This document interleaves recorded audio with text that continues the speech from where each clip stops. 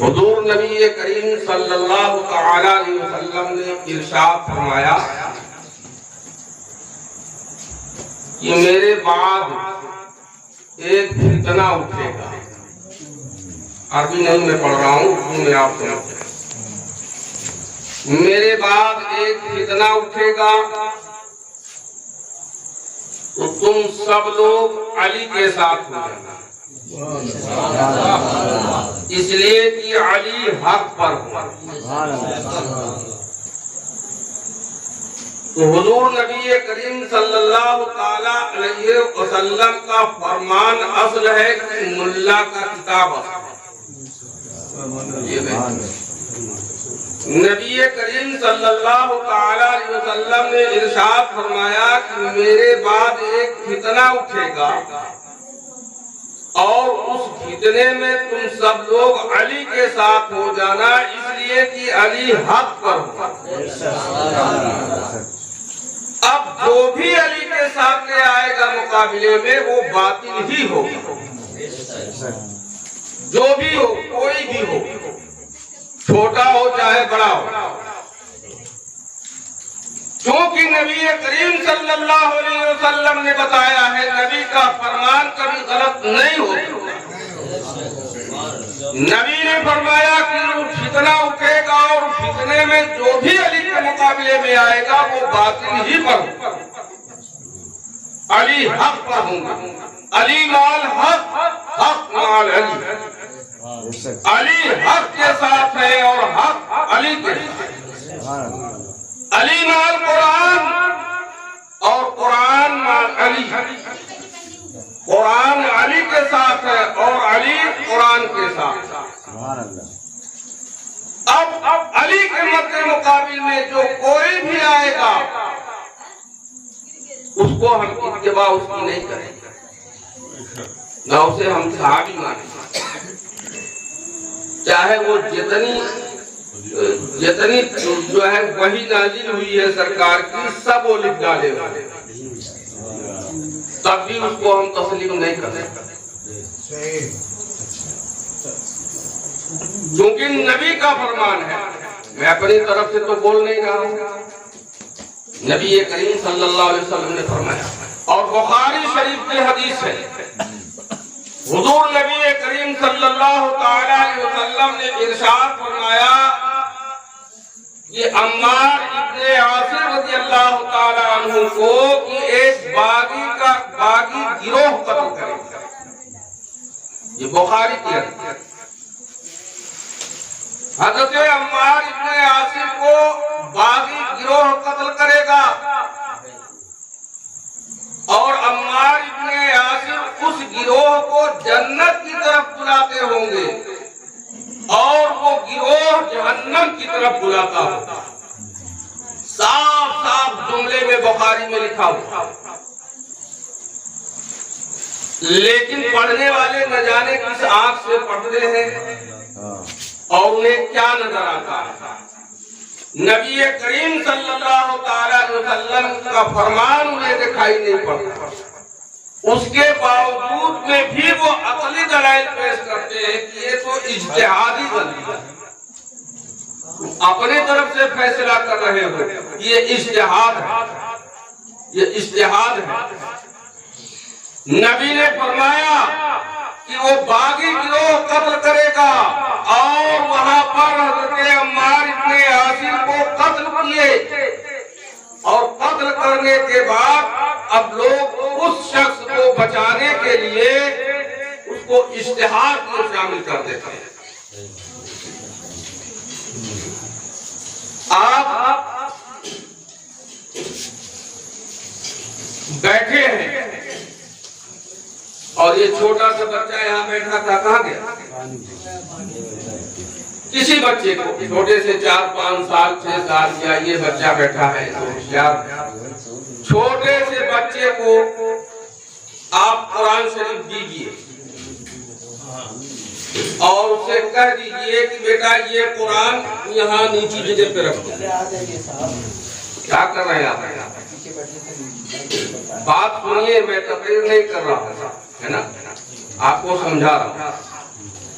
چھوٹے سے بچے کو آپ قرآن دیجئے، قرآن پاک ہے نا، بولو بھائی جی ناپاک ہے، قرآن پاک ہے، اور چھوٹے سے بچے کو وہ قرآن دے کر کے کہیے کہ یہاں رکھ دے، نیچی جگہ، وہ چھوٹا سا بچہ یہ کہے گا مولوی صاحب آپ کا دماغ تو نہیں خراب ہو گیا ہے، قرآن ہے پاک اور آپ کہہ رہے ہیں یہاں نیچی جگہ پہ رکھ دے، گندی جگہ پہ رکھ دے۔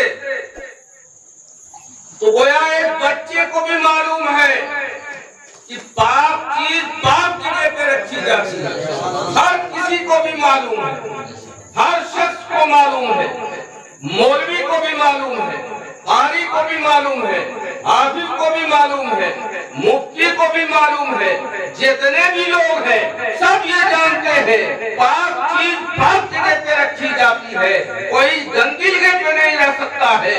تو جب سب کو یہ معلوم ہے کہ پاک چیز پاک جگہ پہ رکھی جاتی ہے، تو کیا اس اللہ کو نہیں معلوم کہ پاک محمد کو پاک ابو طالب کے گود میں رکھ دیا؟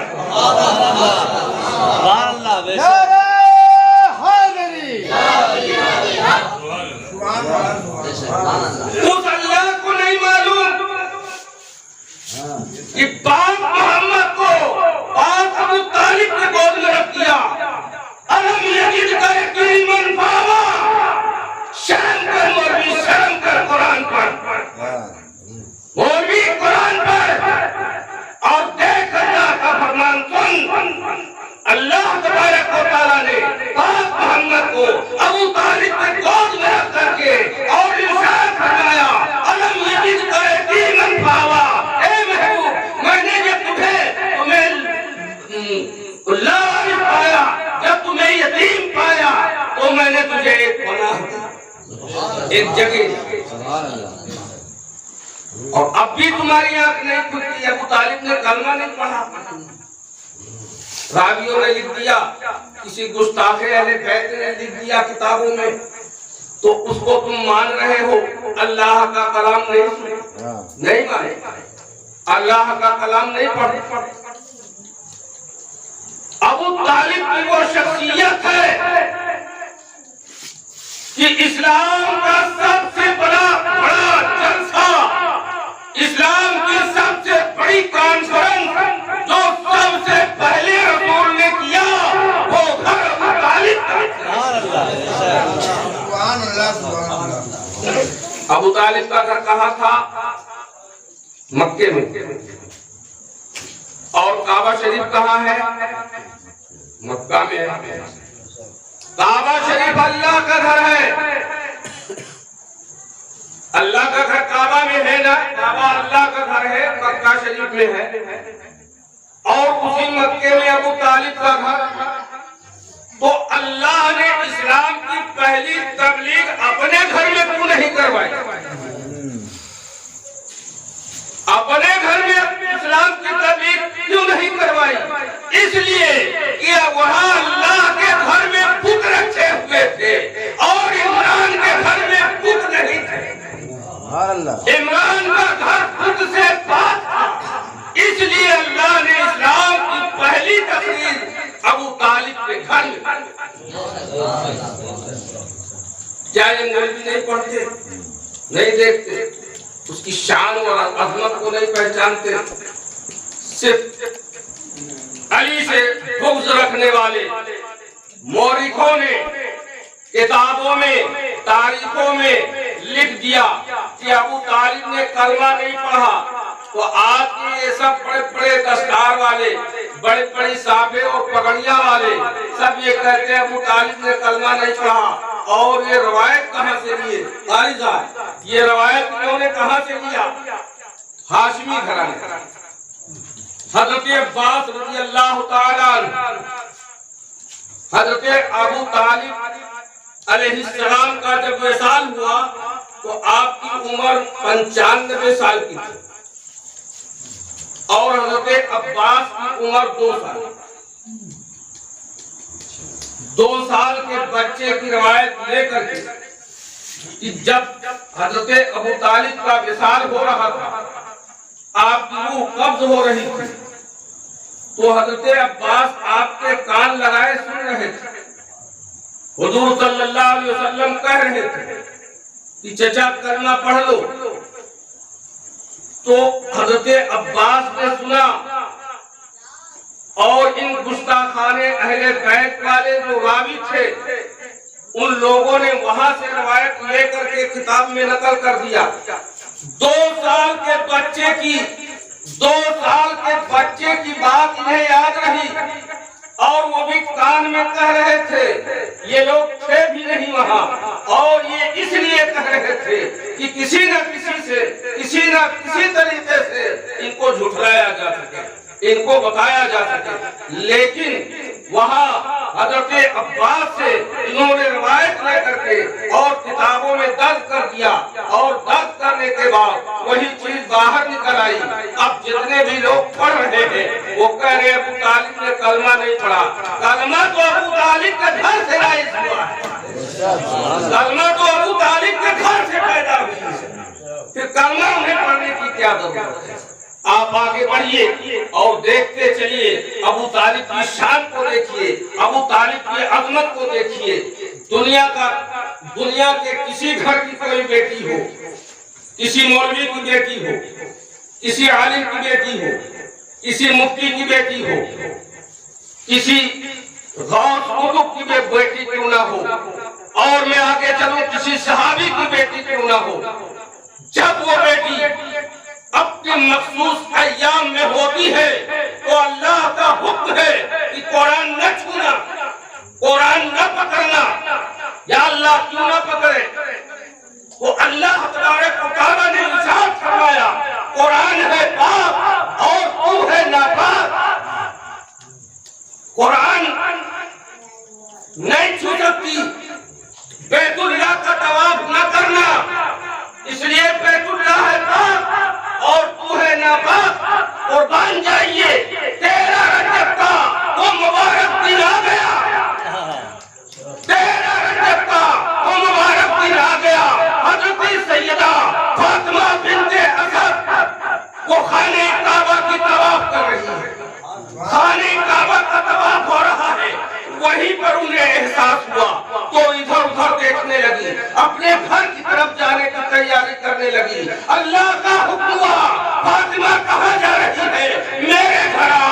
فاطمہ بنت اسد نے کہا باری تعالیٰ میرا مقام کچھ اور ہے, یہ خانہ کعبہ تیرا گھر پاک ہے اور میں بچہ پیدا کرنے والی ہوں. میرے گود میں کوئی تولد ہونے والا ہے, لہذا میں اپنے گھر جانا چاہتی ہوں. اللہ کا حکم ہوتا ہے فاطمہ یہی تو میں دنیا والوں کو بتانا چاہتا ہوں, یہی تو میں دنیا والوں کو دکھانا چاہتا ہوں. قربان جائیے اس لیے کہ اللہ تبارک و تعالیٰ نے فاطمہ نے کہا کہ فاطمہ تم میرے گھر آ اور یہی بتانا چاہتا ہوں. جب ایک دور ایسا آئے گا جو تیرے بیٹے علی پر اور تیرے شوہر ابو طالب پر لوگ بھوکیں گے, اسی بھوکنے کو دکھانا چاہتا ہوں. حضرت فاطمہ بنت اسد خانہ کعبہ کے قریب آتی ہے, دیوار پڑ جاتی ہے اور اسی میں کل ایمان تشریف لے آتا ہے. نعرہ حیدری. اب بھی جب حضرت فاطمہ بنت اسد کا یہ مقام ہے تو فاطمہ بنت محمد کا مقام کیا ہے؟ جب فاطمہ بنت اسد کی پاکی کا یہ عالم ہے تو فاطمہ بنت محمد کی پاکی کا کیا عالم ہے؟ اب فاطمہ بنت اسد خانہ کعبہ کے قریب آتی ہے, دیوار پھٹتی ہے اور اس میں وہ داخل ہو جاتی ہے تو پیدا ہونے والا جو پیدا ہو رہا ہے وہ بھی پاک ہے, جو پیدا کرنے والی ہے وہ بھی پاک ہے, اور جس جگہ پیدا ہو رہا ہے وہ بھی پاک ہے. یہ وہ مقام ہے, یہ وہ مراتب ہے. اور حضرت ابو طالب پر لوگ بھوکتے ہیں, فتوے لگاتے ہیں, یہ تو خارجی ہو گیا, یہ تو شیعہ ہو گیا, قرآن نہیں پڑھا, قرآن کو نہیں دیکھا. اگر قرآن کو دیکھا ہوتا تو ایسی بات نہ کرتے. قرآن میں سناتا ہوں, آپ دیکھیے, سنیے, قرآن سن لیجیے. اللہ تبارک و تعالیٰ نے قرآن پاک میں ارشاد فرمایا, کہہ دو سبحان اللہ. یہ قرآن شریف کا 14واں پارہ ہے, سورہ الحجر. اللہ رب العزت ارشاد فرما رہا ہے, فاصدع بما تؤمر واعرض عن المشرکین. اللہ تعالیٰ ارشاد فرما رہا ہے, اے میرے محبوب, تو اعلانیہ کہہ دو جس بات کا تمہیں حکم ہے, اور مشرکوں سے منہ پھیر لو. مشرکوں سے منہ پھیر لو. تو اب ابو سرکار دو عالم صلی اللہ تعالی علیہ وسلم جس پر قرآن نازل ہو رہا ہے, جس سے اللہ حکم فرما رہا ہے, وہ پر ابو طالب پہ ڈھل رہا ہے. تو حضرت ابو طالب کو سرکار مدینہ چھوڑ کر کیوں نہیں چلے گئے؟ ڈائریکٹ قرآن میں یہ لکھا ہوا ہے, اور یہ ترجمہ بھی کنز الایمان کا ہے. یہ ترجمہ بھی کنز الایمان کا ہے. اللہ رب العزت کا ارشاد ہے, فاصدع بما تؤمر واعرض عن المشرکین. تو اعلانیہ کہہ دو جس بات کا تمہیں حکم ہے, اور مشرکوں سے منہ پھیر لو. اب اگر حضرت ابو طالب مشرک ہوتے یا کافر ہوتے تو میرے نبی ابو طالب کو چھوڑ کر جنگل میں چلے جاتے, بیابان میں چلے جاتے, لیکن وہ مومن تھے, اس لیے انہوں نے نہیں چھوڑا اور ان کے دامن سے لپٹے رہے. اور دوسری آیت بھی سن لیجئے, دوسری آیت ہے قرآن کی, اور یہ دوسری آیت کتنے یہ جو ہے اللہ تبارک و تعالیٰ نے ایمان والوں کے لیے, ان کی ہدایت کے لیے قرآن میں نازل کر دیا ہے. یہ قرآن شریف کا, یہ قرآن شریف سورہ آل عمران ہے. والذین آووا ونصروا اولئک هم المؤمنون حقا لهم مغفرات ورزق کریم. اللہ تبارک و تعالیٰ ارشاد فرماتا ہے, جنہوں نے پناہ دی, جنہوں نے پناہ دی اور مدد کی. غور سے سنیے, یہ کنز الایمان کا ترجمہ ہے. جنہوں نے پناہ دی اور مدد کی وہی سچے ایمان والے ہیں. یہ کسی مولوی ملا کی کتاب نہیں پڑھ رہا ہوں, یہ اللہ کا کلام ہے. اللہ تبارک و تعالیٰ نے قرآن پاک میں اس آیت کریمہ کو نازل کیا ہے, جس کا ترجمہ مفتی احمد رضا خان بریلوی نے کیا ہے. وہ خود لکھتے ہیں اپنے ترجمے میں, جنہوں نے پناہ دی اور مدد کی وہی سچے ایمان والے ہیں, ان کے لیے بخشش ہے اور وہی عزت کی روزی کھاتے ہیں. ایمان ابو طالب, مولا ابو طالب, نعرہ حیدری.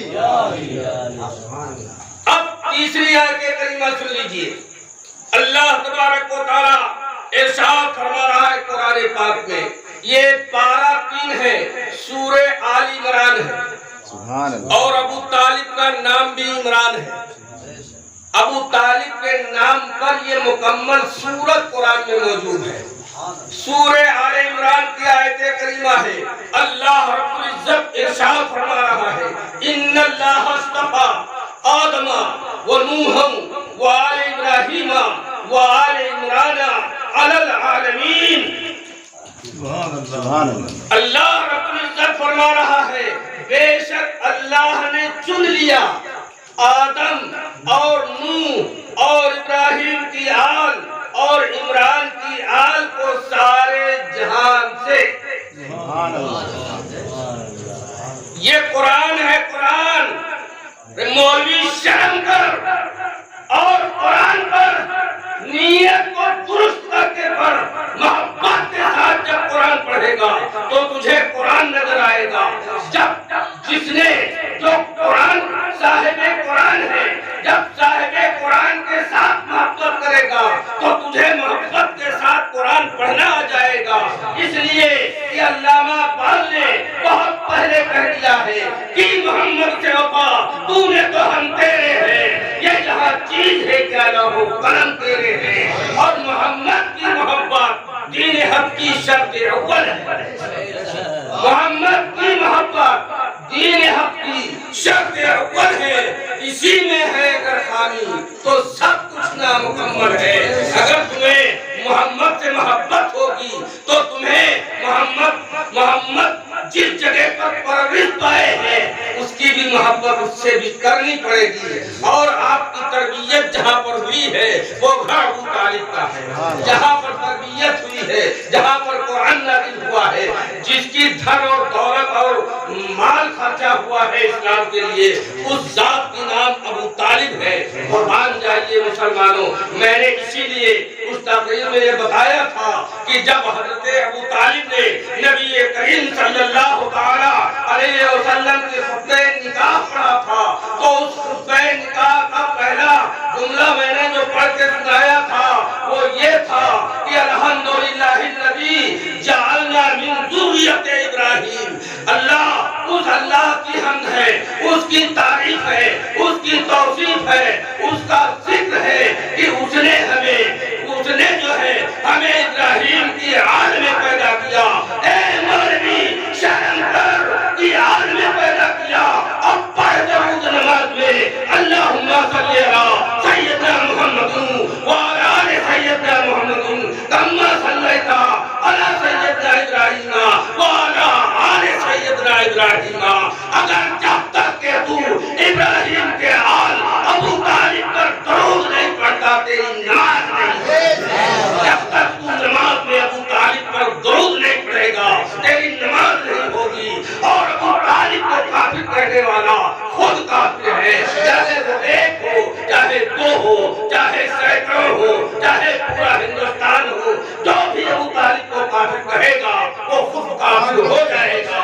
اب جو کافر کہنے والا مولوی ہے اس کے پیچھے ہم مولائیوں کو نماز پڑھنا جو ہے مناسب نہیں ہے، کیونکہ اس کے پیچھے نماز نہیں ہو سکتی ہے۔ اس لیے اپنے ایمان کو مکمل کرو، اپنے ایمان کو پختہ کرو، قرآن کو پڑھو اور حدیث کو پڑھو اور اس کو غور کرو، اس میں تلاش کرو، کھوجو، صرف سلطان حسین کی حسد میں اپنے ایمان کو برباد نہ کرو، اپنے ایمان کا سودا نہ کرو، کیونکہ یہ چند روزہ زندگی ہے، یہاں کے بعد وہاں جانا ہے اور خودی سرداروں کے پاس ملاقات ہونی ہے۔